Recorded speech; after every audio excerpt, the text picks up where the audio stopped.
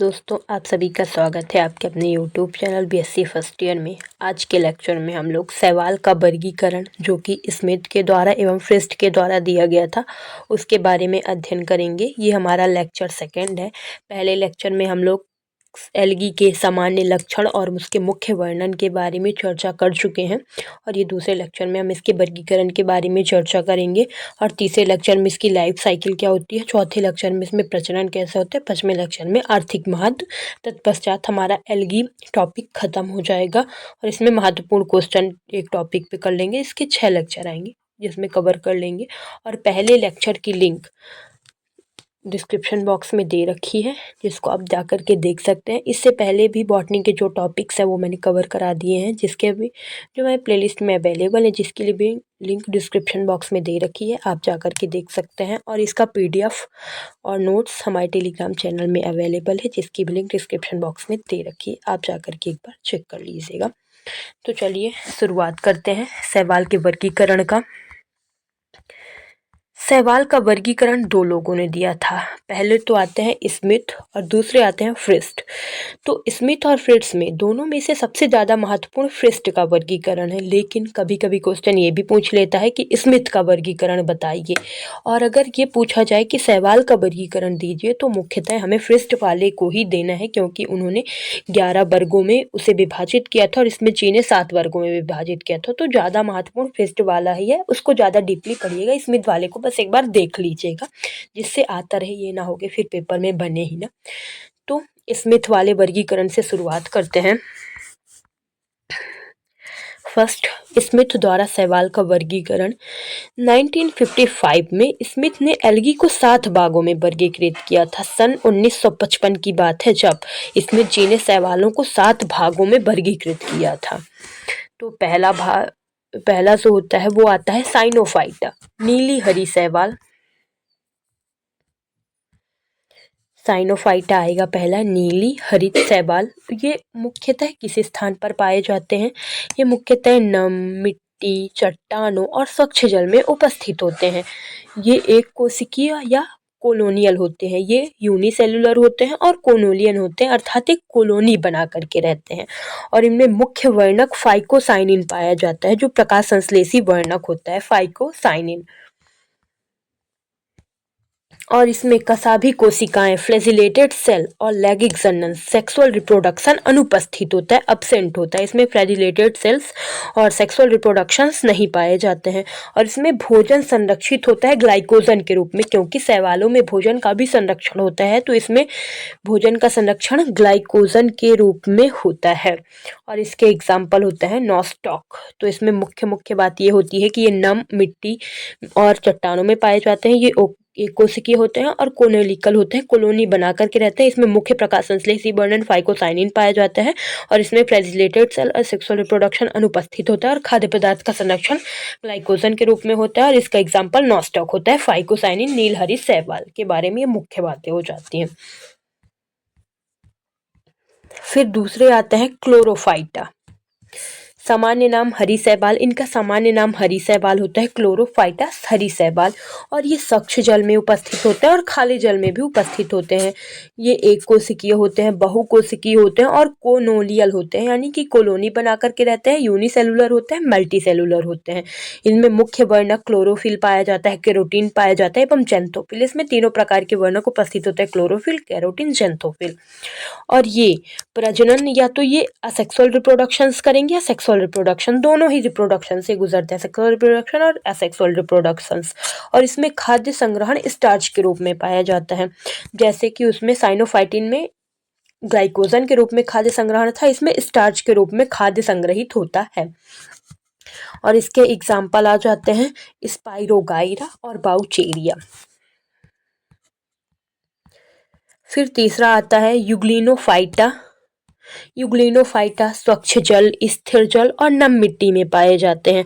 और इसमें फ्लैजिलेटेड और इनकी कोशिकाएं फ्लैजिलेटेड होती हैं और नेकेड होती हैं, अर्थात इनकी कोशिकाएं जो भी होती हैं उसमें कसाभी पाई जाती है और ये स्पष्टतः होती हैं।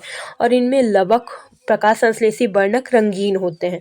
और इनमें कोशिका विभाजन अनुदैर्ध्य कोशिका विभाजन होता है, अर्थात रिप्रोडक्शन इनमें अनुदैर्ध्य टाइप का होता है।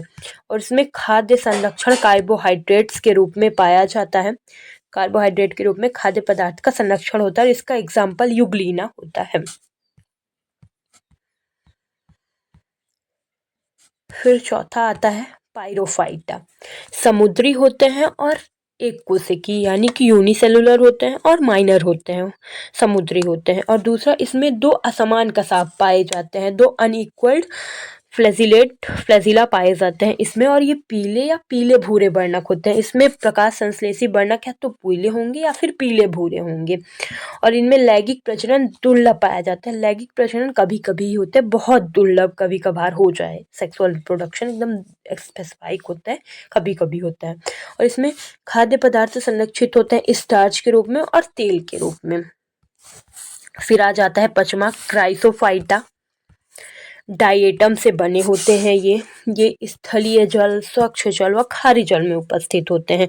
इनमें कसाभी, असकसाभी, एक कोशिकीय, बहुकोशिकीय, कोलोनियल तंतुमय होते हैं। ये कैसे होते हैं? फ्लैजिलेटेड होते हैं, नॉन फ्लैजिलेटेड होते हैं, यूनिसेलुलर होते हैं, मल्टी सेलुलर होते हैं, कोलोनियल होते हैं और तंतुमय होते हैं। इतने टाइप्स के होते हैं क्राइसोफाइटा। और इनमें सेल वॉल, कोशिका भित्ति पैक्टीन की बनी होती है। पैक्टीन किसमें? सेल वॉल पाई जाती है जिसमें सिलिका का जमाव होता है। और इसमें प्रकाश संश्लेषी वर्णक कैरोटीन और चेंथोफिल पाए जाते हैं। कैरोटीन जो नारंगी रंग देता है और चेंथोफिल जो कि पीला रंग पाया जाता है। और इसमें रिप्रोडक्शन सेक्सुअल रिप्रोडक्शन होता है यानी कि लैंगिक जनन होता है। और इसमें खाद्य पदार्थ का संग्रहण तेल व ल्यूकोसिन के रूप में पाया जाता है। जो ल्यूकोसिन होता है वह एक जटिल कार्बोहाइड्रेट होता है। फिर आ जाता है छठवां फियोफाइटा, जिन्हें भूरे शैवाल, सामान्य नाम उनका भूरे शैवाल होता है और ये समुद्र में ही उपस्थित होते हैं। इनमें फाइकोचेंथिन और फाइकोपिन वर्णक पाए जाते हैं, प्रकाश संश्लेषी पिगमेंट्स पाए जाते हैं। और इनमें ये लैंगिक प्रजनन से गुजरते हैं अलैंगिक प्रजनन। इनमें मतलब लैंगिक प्रजनन और अलैंगिक प्रजनन दोनों प्रकार के रिप्रोडक्शन होते हैं। सेक्सुअल रिप्रोडक्शन और असेक्सुअल रिप्रोडक्शन दोनों टाइप्स के रिप्रोडक्शंस पाए जाएंगे। और कार्बोहाइड्रेट एवं तेल आरक्षित खाद्य पदार्थ होते हैं। खाद्य पदार्थ का संग्रहण कार्बोहाइड्रेट एवं तेल के रूप में पाया जाता है। इसके एग्जाम्पल आ जाते हैं फ्यूकस। फिर सतमा अंतिम आ जाएगा इसमें जी के वर्गीकरण में रोडोफाइसी। रोडोफाइसी का सामान्य नाम होता है लाल शैवाल।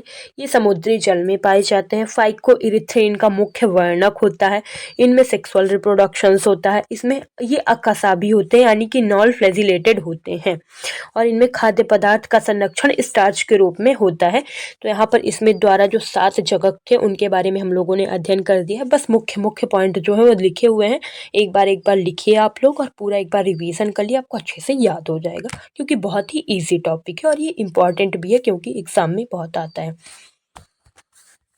अब इसके बाद अध्ययन करेंगे फ्रिस्ट द्वारा जो वर्गीकरण दिया गया था, जिन्हें फादर ऑफ एल्गी भी बोला जाता है। फ्रिस्ट को फादर ऑफ एल्गी बोला जाता है इसलिए इनके द्वारा जो दिया गया वर्गीकरण है वो महत्वपूर्ण तो होगा और वास्तव में ये महत्वपूर्ण है क्योंकि इसको 12 क्लासों में फ्रिस्ट जी ने एल्गी को 12 क्लासों में वर्गीकृत किया था। तो चलिए इसकी भी शुरुआत करते हैं। सबसे पहले क्लास आती है क्लोरोफाइसी हरे शैवाल, जिनका सामान्य नाम, एक सेकंड एक बात बताना भूल गई, इनका आधार क्या था? ये मुख्यतः मुख्य वर्णक के आधार पर वर्गीकृत किए थे। उसमें खाद्य पदार्थ किस रूप से संग्रहित होता है और प्रजनन किस टाइप होता है, मतलब 3-4 उन्होंने लक्षण लिए थे, उसके आधार पर एल्गी को वर्गीकृत किया था फ्रिस्टस जी ने। तो अब शुरुआत करते हैं क्लोरोफाइसी, जिन्हें हरे शैवाल कहा जाता है। और इनमें मुख्य वर्णक क्लोरोफिल ए पाया जाता है, क्लोरोफिल बी पाया जाता है। और इनका खाद्य पदार्थ संग्रहण स्टार्च के रूप में होता है। और इनमें रिप्रोडक्शन लैंगिक जनन होता है यानी कि सेक्सुअल रिप्रोडक्शन इसमें पाया जाता है। और इसका एग्जाम्पल होता है पाउचेरिया। तो क्लोरोफाइसी अर्थात हरे शैवाल, मुख्य वर्णक क्लोरोफिल ए एवं बी पाया जाता है। संग्रहित खाद्य स्टार्च के रूप में संग्रहित होता है और रिप्रोडक्शन सेक्सुअल रिप्रोडक्शन पाया जाता है। एग्जाम्पल पाउचेरिया। क्लोरोफाइसी के बारे में हो गया। फिर इनकी सेकंड क्लास आ जाती है रोडोफाइसी। रोडो रेड और रोडो थोड़ा सेम लग रहा है तो इसीलिए इनका लाल शैवाल हो जाएगा। रोडोफाइसी अर्थात सामान्य नाम लाल शैवाल होता है। और इनमें मुख्य वर्णक क्या पाया जाता है? फाइको एरिथ्रिन पाया जाता है, क्लोरोफिल ए पाया जाता है, डी पाया जाता है और इनमें कैरोटीन पाया जाता है, तभी रेड कलर होता है इसमें। और जेंथोफिल पाया जाता है। जेंथोफिल थोड़ा येलोइश येलोइश कलर देता है और इनमें खाद्य पदार्थ का संग्रहण स्टार्च के रूप में होता है और प्रजनन रिप्रोडक्शन लैंगिक रिप्रोडक्शन पाया जाता है, यानी कि सेक्सुअल रिप्रोडक्शंस पाए जाते हैं। रोडोफाइसी कैसे होते हैं? लाल रंग के होते हैं। फाइक्रोइथिन, क्लोरोफिल ए डी और कैरोटीन, जेंथोफिल मुख्य वर्णक हो गए। खाद्य संग्रहण स्टार्च हो गया और प्रजनन लैंगिक हो जाता है। और इसके एग्जाम्पल आते हैं, एक सेकंड, पॉलीसाइनोफेनिया, पॉलीसाइफेनिया इसके एग्जाम्पल होते हैं। फिर तीसरा आ जाता है फियोफाइसी। फियोफाइसी यानी कि भूरे शैवाल, सामान्य नाम होता है इनका। भूरे शैवाल मुख्य वर्णक इसमें फाइकोजेंथिन होता है, क्लोरोफिल ए और सी होता है और कैरोटीन भी पाया जाता है। जब हम लोगों ने पिगमेंट्स पढ़ा तब भी यही पढ़ा था कि भूरे शैवाल में क्लोरोफिल ए भी पाया जाता है और क्लोरोफिल सी पाया जाता है।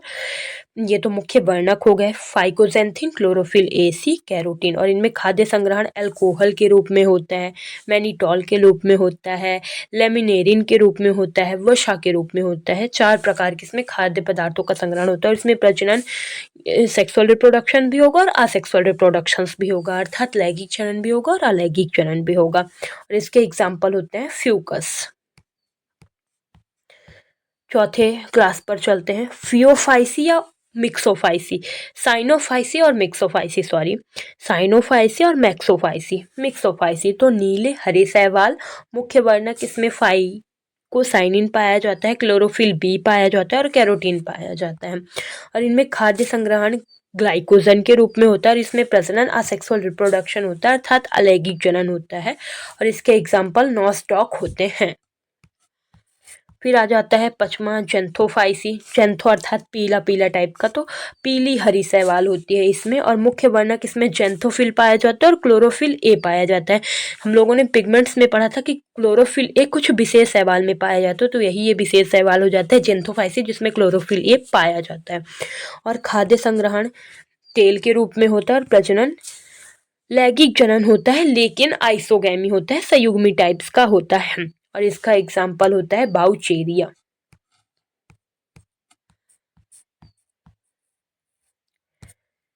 छठवां होता है, एक सेकेंड, बेसिलेरियोफाइसी, जो इसको डाइएटम बोला जाता है, सामान्य नाम उसका डाइएटम होता है। इसमें मुख्य वर्णक क्लोरोफिल ए और सी होता है और फ्यूकोजेंथिन होता है। इसमें खाद्य संग्रहण तेल के रूप में होता है, प्रजनन सेक्सुअल रिप्रोडक्शन पाया जाता है, लैंगिक जनन पाया जाता है। इसका एग्जाम्पल होता है पिनुलारिया।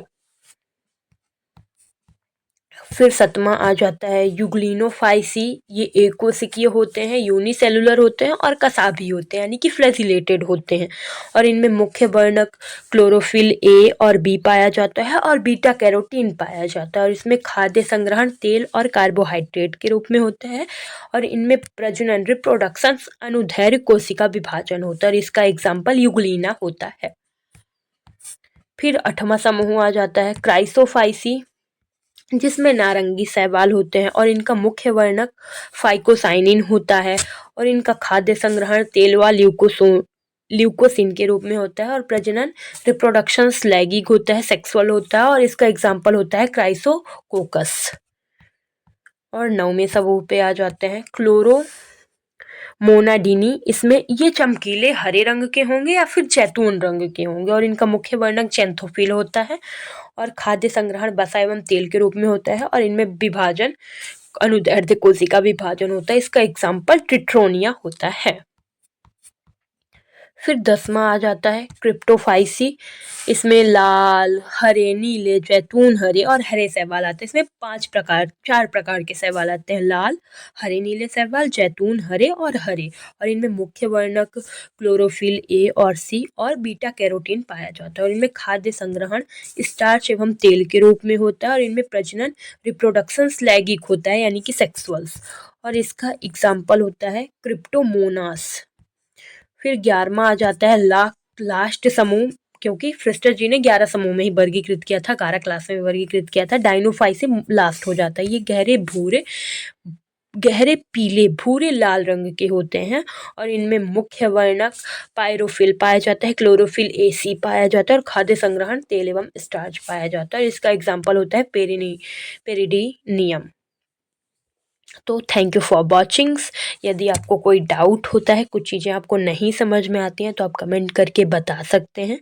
और यदि कोई बॉटनी से संबंधित आपको डाउट है, कोई भी समस्या आ रही है किसी भी टॉपिक में, तो वो भी आप कमेंट में बता सकते हैं। और यदि आपको मेरे पढ़ाने में कोई गलती समझ में आती है, वो भी आप बता सकते हैं। मैं उसको इम्प्रूव करने की कोशिश करूँगी। और इसके बाद हम लोग उसके लाइफ साइकिल के अध्ययन करेंगे। तो नेक्स्ट लेक्चर के लिए भी आप हमारे चैनल को सब्सक्राइब कर लें और बेल आइकन प्रेस कर लें, जिसको आपके सभी लेक्चर की लिंक आपको प्राप्त होती रहे। Thank you for watching. Please like से सब्सक्राइब।